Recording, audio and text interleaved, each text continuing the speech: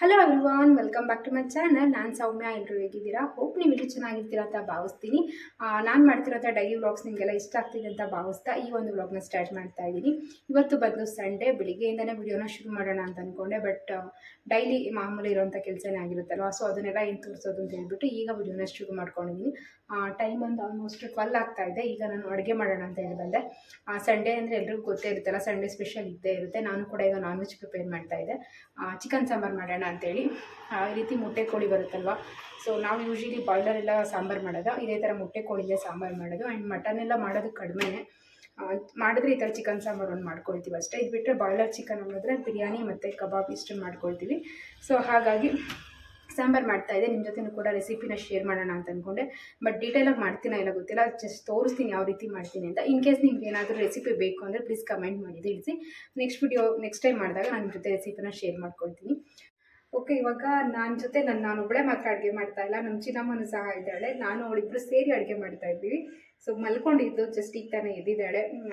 ಸರಿ ಬನ್ನಿ, ಇವಾಗ ಅಡುಗೆ ಸ್ಟಾರ್ಟ್ ಮಾಡಿಬಿಡೋಣ. ಲೇಟ್ ಆಗುತ್ತೆ, ಆಲ್ರೆಡಿ 12 ಆಗ್ತಾ ಇದೆ. ಬೇಗ ಅಡುಗೆ ಮಾಡಬೇಕು. ಆ್ಯಂಡ್ ಇವ್ರಿಗೂ ಕೂಡ ಸರಿ ಮಾಡಿ ತಿನ್ನಿಸ್ಬೇಕು, ಟೈಮ್ ಆಗ್ತಾಯಿದೆ. So let's start the cooking. ಇಲ್ಲಿ ನಾನು ಪಾತ್ರೆಯಲ್ಲಿ ಕುಕ್ಕರಲ್ಲಿ ಎಣ್ಣೆ ಹಾಕಿಟ್ಕೊಂಡಿದ್ದೀನಿ. ಎಣ್ಣೆ ಕಾಯ್ದಿದೆ. ಸೊ ಈಗ ಬಂದು ಇಲ್ಲಿ ಈರುಳ್ಳಿ, ಬೆಳ್ಳುಳ್ಳಿ, ಶುಂಠಿ, ಟೊಮೊಟೊ, ಚಕ್ಕೆ, ಲವಂಗ ಇಷ್ಟೆಲ್ಲ ಹಾಕ್ಕೊಂಡಿದ್ದೀನಿ. ಇದನ್ನೆರಡು ಜೊತೆ ಸೇರಿಸ್ಕೊಂಡು ಫ್ರೈ ಮಾಡ್ಕೊಳ್ತೀನಿ.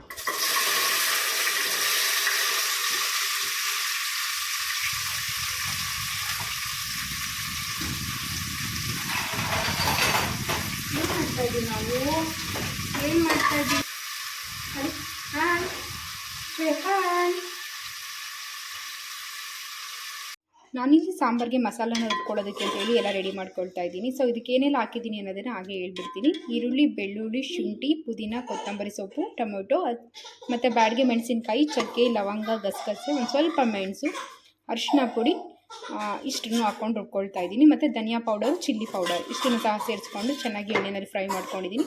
ಸೊ ಇದನ್ನು ಈಗ ರುಬ್ಕೊಳ್ಬೇಕು. ರುಬ್ಕೊಂಡು ಇದ್ರ ಜೊತೆ ಚಿಕನ್ನ ಸೇರಿಸ್ಕೊಂಡು ರುಚಿಗೆ ತಕ್ಕಷ್ಟು ಉಪ್ಪನ್ನು ಸೇರಿಸ್ಕೊಂಡು ಒಂದು 6 ವಿಷಲ್ ಕೂಗಿಸ್ಕೊಂಡ್ರೆ ಚಿಕನ್ ಸಾಂಬಾರು ರೆಡಿ ಆಗುತ್ತೆ. ಸೊ ಸಾಂಬಾರು ರೆಡಿ ಆದಮೇಲೆ ತೋರಿಸ್ತೀನಿ ಯಾವ ರೀತಿ ಆಗುತ್ತೆ ಅಂತ.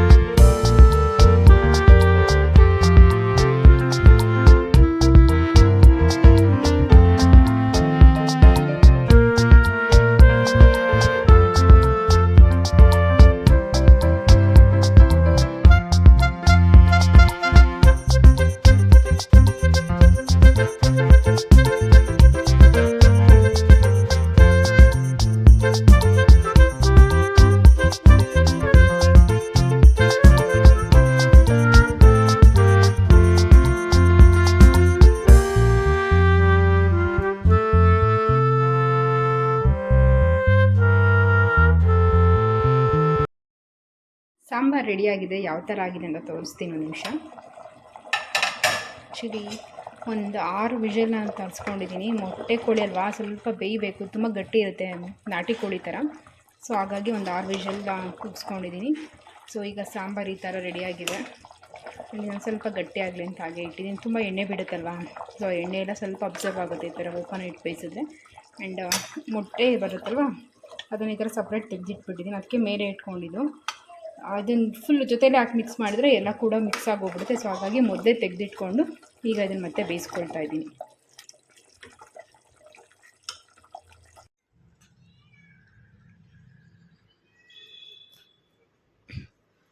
ಕೂಗಂಬನ ಬಾ ಬಾ ಬಾ ಕೂಗು ಬಾ ಪಾಪು, ಅಂಬಗೆ ಬಾ ಮಾಡು, ಬಾ ಬಾ ಕೈಯಲ್ಲಿ ಮಾಡು, ಅಂಬಾ ಬಾ ಮಾಡು. ಮನೆ ಹತ್ರ ಡೈಲಿ ಹಸು ಬರುತ್ತೆ. ಪಾಪು ಅದನ್ನು ನೋಡಿ ತುಂಬಾ ಎಂಜಾಯ್ ಮಾಡ್ತಾಳೆ. ಹಸು, ನಾಯಿ, ಬೆಕ್ಕು ಈ ಥರದ್ದೆಲ್ಲ ತುಂಬ ಇಷ್ಟಪಟ್ಟು ನೋಡ್ತಾಳೆ. ಸೊ ಹಾಗಾಗಿ ಹೊರಗಡೆ ಕರ್ಕೊಂಡೋಗಿದ್ದೆ. ಆ್ಯಂಡ್ ಈ ಕಡೆ ಬಂದು ನನ್ನ ಮಗ ಒಂದು ಪಾಟಲ್ಲಿ ಮನಿ ಪ್ಲ್ಯಾಂಟ್ ಹಾಕ್ಕೊಂಡಿದ್ವಿ. ಅದು ತುಂಬ ಚೆನ್ನಾಗಿ ಬರ್ತಾಯಿತ್ತು. ಸೊ ಅದು ಬಳ್ಳಿ ಅಲ್ವಾ, ಅದಕ್ಕೆ ಹಬ್ಬೋದಕ್ಕೆ ಏನಾದರೂ ಒಂದು ಸಪೋರ್ಟ್ ಕೊಡಬೇಕು. ಸುಮ್ಮನೆ ನೆಲದಲ್ಲೆಲ್ಲ ಹೋಗುತ್ತೆ ಅಂತ ಹೇಳ್ಬಿಟ್ಟು ಅದೊಂದು ಸ್ಟಿಕ್ ತೊಗೊಂಬಂದು ಅದಕ್ಕೆ ದಾರ ಸುತ್ತ ಕೊಡ್ತಾ ಇದ್ದಾನೆ. ತುಂಬಾ ಹೆಲ್ಪ್ ಮಾಡಿಕೊಡ್ತಾನೆ. ಮನೆ ಹತ್ರ ಇದ್ದಾಗ ಸಂಡೇ ಅಥವಾ ಸ್ಯಾಟರ್ಡೆ ಎಲ್ಲ ರಜೆ ಇರುತ್ತಲ್ಲ, ಆ ಟೈಮಲ್ಲೆಲ್ಲ ನನಗೆ ತುಂಬಾ ಹೆಲ್ಪ್ ಮಾಡಿಕೊಡ್ತಾನೆ ಅಂತಲೇ ಹೇಳ್ಬೋದು. ಆ್ಯಂಡ್ ಏನಾದರೂ ಕೆಲಸ ಮಾಡ್ತಾಯಿದ್ರೆ ಮಗುನೂ ಸಹ ನೋಡ್ಕೊಳ್ತಾನೆ. ಖುಷಿ ಆಗುತ್ತೆ, ನನ್ನ ಮಗ ದೊಡ್ಡವನಾಗ್ಬಿಟ್ಟಿದ್ದಾನೆ, ಎಷ್ಟೋ ಒಂದು ಜವಾಬ್ದಾರಿ ಎಲ್ಲ ತಗೊಳ್ತಾನಲ್ಲ ಅಂತ ಅನಿಸುತ್ತೆ. ಆ್ಯಂಡ್ ಇವಾಗ ನೋಡ್ಬೋದು ಯಾವ ರೀತಿಯಾಗಿ ಸುತ್ತಿದ್ದಾನೆ ಅಂತ ಅಂದ್ಬಿಟ್ಟು ಅದನ್ನು ಇವಾಗ ಮನಿ ಪ್ಲ್ಯಾಂಟ್ಗೆ ಸಪೋರ್ಟಾಗಿ ಕೊಟ್ಟಿದ್ದೀನಿ. ಪಾಪುಗೆ ಅಂತೇಳಿ ಫಸ್ಟ್ ಕ್ರೈಯಲ್ಲಿ ಕೆಲವೊಂದು ಐಟಮ್ಸ್ ಎಲ್ಲ ಬುಕ್ ಮಾಡಿದ್ದೆ. ಸೊ ಈಗ ತಾನೇ ಅದು ಡೆಲಿವರಿ ಆಯಿತು. ಅದು ಬರ್ತಿದ್ದಂಗೆ ನನ್ನ ಮಗ ಅದನ್ನು ಅನ್ಬಾಕ್ಸಿಂಗ್ ಮಾಡ್ತಿದ್ದಾನೆ. ಸೊ ಏನೆಲ್ಲ ಬಂದಿದೆ ಅನ್ನೋದನ್ನು ನಿಮಗೂ ಸಹ ತೋರಿಸ್ತೀನಿ. ಆ್ಯಕ್ಚುಲಿ ಈ ಥರ ಪುಟಾಣಿ ಶೂಸ್, ಫಸ್ಟ್ ಶೂಸ್ ಇದು ಪಾಪುಗೆ, ಇದುವರೆಗೂ ಯಾವುದೂ ತೊಗೊಂಡಿರಲಿಲ್ಲ. ಸೊ ನೋಡೋಣ ಅಂದ್ಬಿಟ್ಟು ಇದನ್ನು ಬುಕ್ ಮಾಡಿದ್ದೀನಿ. ಸೈಜ್ ನೋಡಬೇಕು ಆಗುತ್ತಾ ಏನು ಅಂತ. 6 to 9 ಮಂತ್ಸೇ ತೊಗೊಂಡಿದ್ದೀನಿ. ನೋಡಬೇಕು ಕ್ವಾಲಿಟಿ ಎಲ್ಲ ಹೇಗಿದೆ ಏನು ಅಂತ. ಎಲ್ಲ ಬಂದು ಬೇಬಿಯಾಗಿ ಬ್ರ್ಯಾಂಡ್ದೇ. ಆ್ಯಂಡ್ ಈ ಥರ ಒಂದು ಕ್ಲಿಪ್ಸ್ ಸೆಟ್ ಬರುತ್ತೆ. ಪ್ಯಾಕ್ ಆಫ್ 6 ಬರುತ್ತೆ. ಸೊ ಆ ಥರದೊಂದು clips. And one more is open ಮಾಡ್ತೀನಿ. ಈ ಥರದೊಂದು ಡ್ರೆಸ್ ಬುಕ್ ಮಾಡಿದ್ದೆ ಅವಳಿಗೆ. ಹೀಗಿದ್ರೆ ಈಗ ಅವಳಿಗೆ 7 ಮಂತ್ಸ್ ಆಗ್ತಿದೆಯಲ್ವಾ. ಸೊ 7 ಮಂತ್ಸ್ ಫೋಟೋ ಶೂಟ್ ಮಾಡಬೇಕು. ಸೊ ಅದಕ್ಕೆ ಹಾಕೋಣ ಅಂತ ಹೇಳ್ಬಿಟ್ಟೆ ಬುಕ್ ಮಾಡಿದ್ದೆ. ನೋಡಬೇಕು ಯಾವ ಥರ ಬಂದಿದೆ ಅಂತ. ಕಲರ್ ಏನೋ ತುಂಬ ಬ್ರೈಟಾಗಿದೆ, ಸಖತ್ತಾಗಿ ಕಾಣಿಸ್ತಿದೆ. ಸಮ್ಮರ್ ಅಲ್ವಾ, ಸ್ವಲ್ಪ ಕಾಟನ್ದೇ ಚೆನ್ನಾಗಿರುತ್ತೆ ಅಂದ್ಬಿಟ್ಟು ಈ ಥರದ್ದೇ ಬುಕ್ ಮಾಡಿದ್ದೆ. ಚಿನ್ನು,